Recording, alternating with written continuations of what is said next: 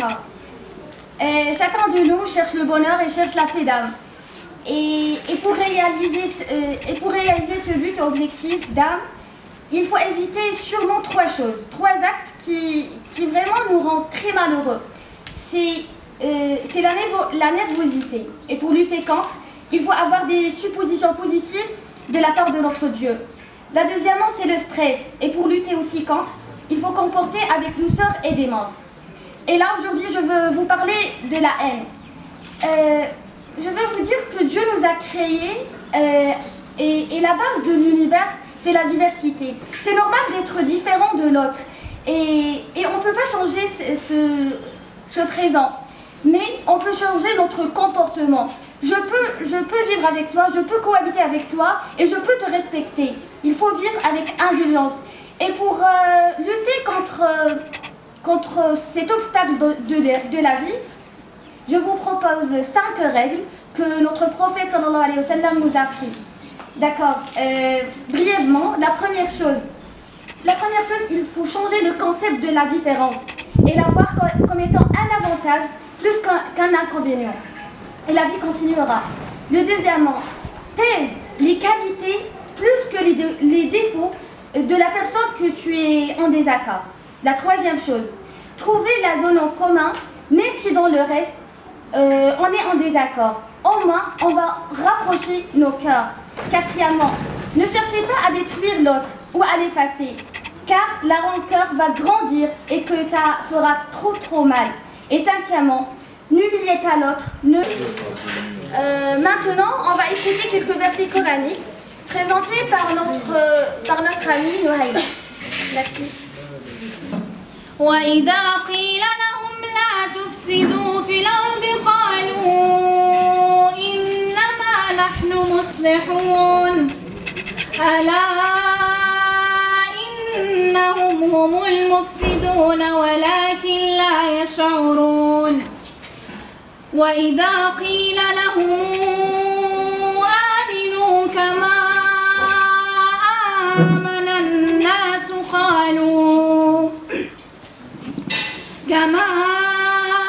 آمن الناس قالوا أنؤمن كما آمن السفهاء ألا إنهم هم السفهاء ولكن لا يعلمون وإذا لقوا الذين آمنوا قالوا آمنا وإذا خلوا إلى شياطينهم قالوا إنا معكم إنما نحن مستهزئون الله يستهزئ بهم ويمدهم في طغيانهم يعمهون أولئك الذين اشتروا الضلالة بالهدى فما ربحت تجارتهم وما كانوا مهتدين آمنت بالله صدق الله العظيم.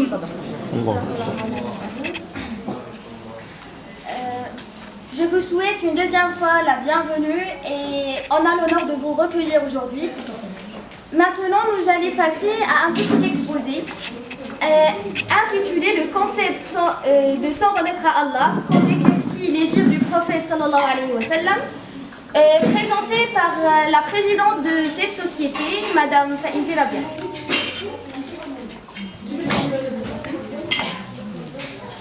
Bismillah, walhamdulillah, wassalatu wassalamu ala rasulillah, wa ala alihi wa sahbihi wa man wala.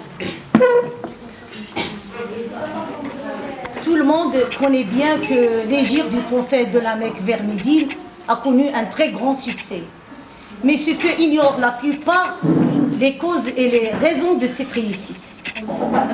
Dans ce petit exposé, bien sûr qu'on n'a pas assez de temps pour le finir, je vais essayer de vous montrer, d'éclaircir ce problème-là, pourquoi notre prophète Mohammed sallallahu alayhi wa sallam a pu aboutir à Médine et à accomplir ce voyage avec un succès extraordinaire. l'hégire est un grand événement qu'a connu l'histoire de l'humanité généralement et l'histoire de la communauté musulmane spécialement. C'était le début de la fondation islamique, c'était aussi le début de l'invocation islamique. Pour honorer l'hégire comme étant les meilleurs jours de l'islam, le calife Omar ibn Khattab a proposé de dater l'histoire de l'hégire qui a rivalisé la date de la naissance de Jésus-Christ. Quant à s'en remettre à Allah, comme a dit l'imam Abu Hamid al-Ghazali dans son livre Ihya Ulumuddin, c'est un rang de la religion islamique et aussi une dignité des vrais croyants.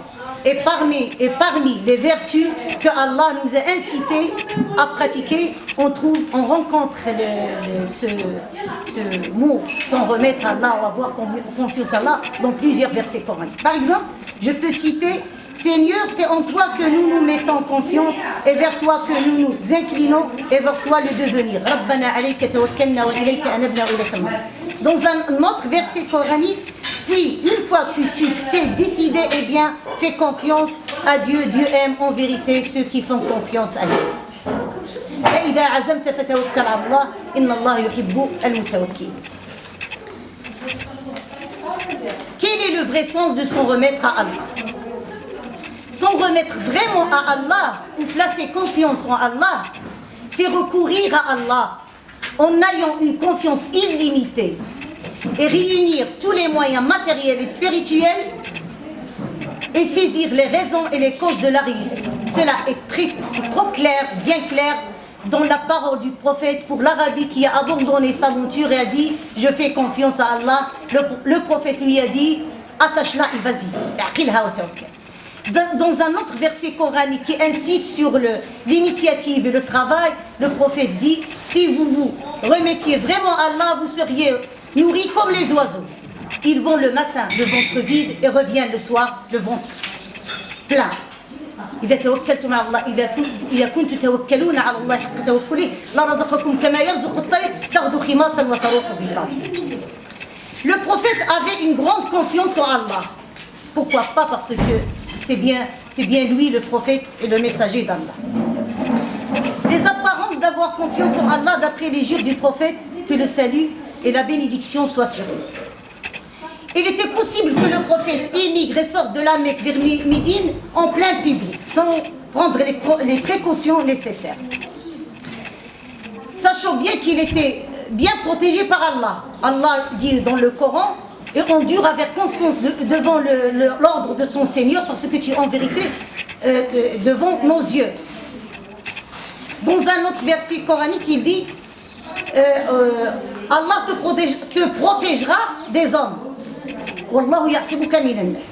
Mais quand on revient à l'histoire, on rencontre autre chose. Nous sommes informés d'autre chose. Le prophète n'a entrepris son voyage de la Mecque vers Médine qu'après avoir pris toutes les précautions nécessaires. C'est ce que je vais en résumé essayer de vous montrer, parce que je ne peux pas vous dire tout ce qu'a fait le prophète, parce que tout le monde sait bien que quand le prophète est arrivé à Médine, les femmes, les enfants, les jeunes se sont rencontrés, l'ont rencontré pour... ils étaient aussi heureux, si heureux. C'était leur jour de gaieté, de joie, mais on ne savait pas que c'était des années, on se préparait des années pour arriver à ce point-là. Alors, quelles sont les dispositions prises? Je vais résumer ça. Tout d'abord, préparation du terrain de son hégire. Cela a combien d'années pour cela? Je voudrais que vous me répondiez à cette question. 3 ans. 3 ans pour que l'hégire connaisse un succès extraordinaire. Préparation du terrain de son hégire. Donc le prophète n'a entrepris son voyage qu'après préparer le bon terrain de son hégire. Comment?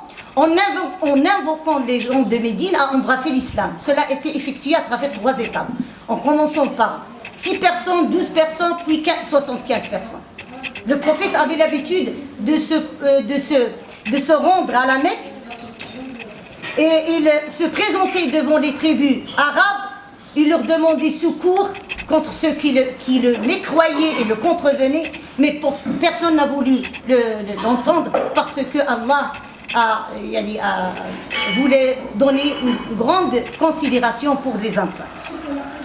Quand la période du pèlerinage arrive, comme d'habitude, le prophète s'est posé devant 6 personnes. 6 personnes, un groupe d'hommes au nombre de 6, ils étaient tous des Khazraj. C'est un nom de tribu, d'Arabes. Il les a invoqués à l'islam, il leur a demandé de l'aider à notifier le message de son Dieu.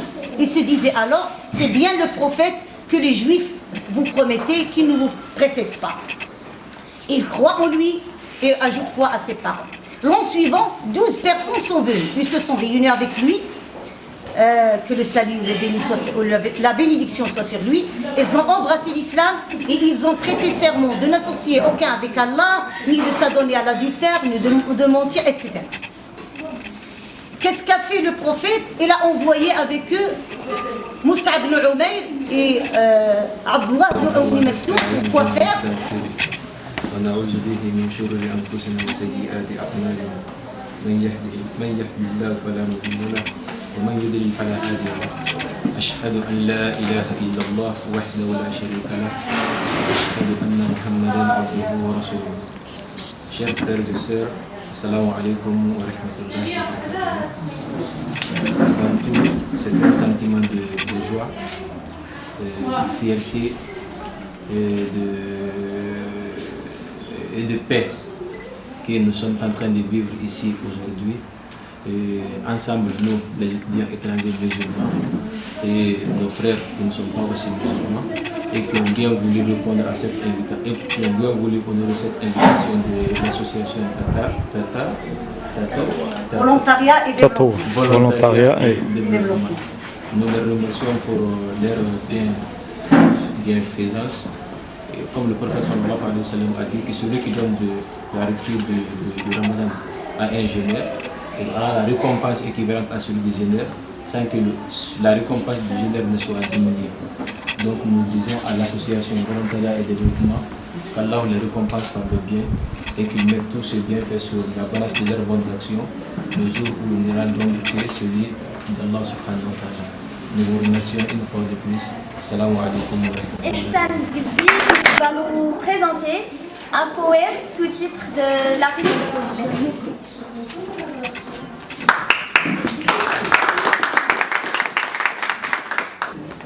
Nous sommes tous frères, blancs, noirs, nous sommes sur la même terre, on respire le même air. C'est ça l'Afrique. L'Afrique, c'est ça. C'est notre cœur qui nous rend uniques, notre amour pour la nature, ces climats durs et rudes, au nord et au sud, l'est et l'ouest, et tout ce qui reste. Afrique, tu es notre. Dis que tu es notre, ton histoire, ton courage de guerrier, ta résistance de dromadaire. Afrique, tu es notre mère. Dis que tu es notre mère, ton air, ta terre, ton chaud et ton froid, tes forêts et leurs vers, tes déserts et leurs sables, tes étoiles brillantes ornant ta nuit sombre illuminante. Ton soleil brûlant, éclatant d'orgueil, de fierté et de blanc, les Africains sans francs, leurs petits et leurs grands, généreux, d'une générosité qui flotte sur les airs, et sur les mers, je sens sévère. Que j'écris de toute âme, de tout cœur, je ne suis pas sévère. De l'Afrique, je suis fière, la plus belle de l'univers, la plus accueillante de toutes les terres. L'Afrique est notre abri, on y pleure, on y sourit et on y rit. Et par ma foi, je me foudroierai pour ta liberté. Pour ton bonheur, ton bien, je ne vais déserter. Mon sang et mon froid, mon âme et ma fierté sont pour toi offerts. Si la joie en toi est déconcertée, je brûlerai ma peau en enfer pour te faire sourire, te satisfaire. Mon Afrique à moi restera au-delà de toutes les terres. À toi ma vie, celle de mes chers, de mes confrères, ainsi que nos cœurs. Nous tous crierons tous en chœur. Vive l'Afrique!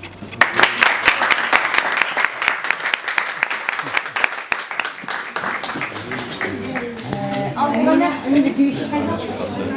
Voilà. On passe à notre poétesse. لكم جميعا من ساحة الورود والزهور من رياض لا مثيل له، إنه رياض اللفظ والكلم. إلى كل المسلمين، إلى كل الإخوة حيثما كانوا وحيثما حلوا، إلى كل الإخوان وفي جميع الأديان، أحلى السلام وأحلى الكلام.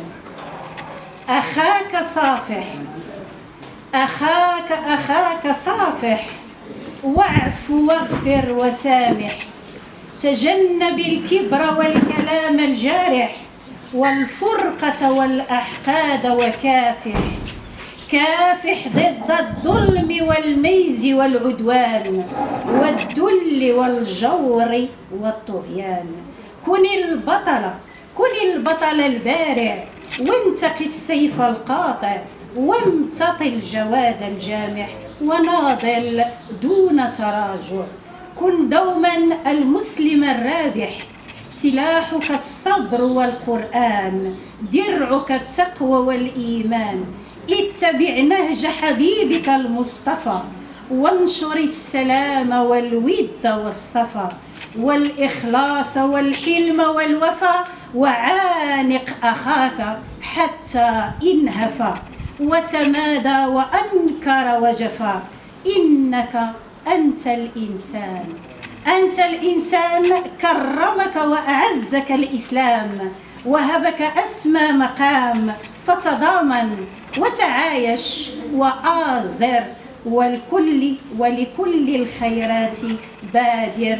أخاك صافح، واعف واغفر وسامح، وتجنب الكبر والكلام الجارح. والسلام عليكم جميعا.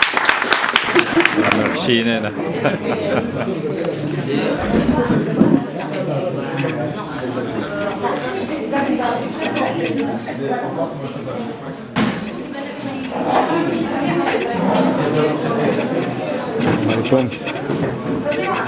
السلام عليكم.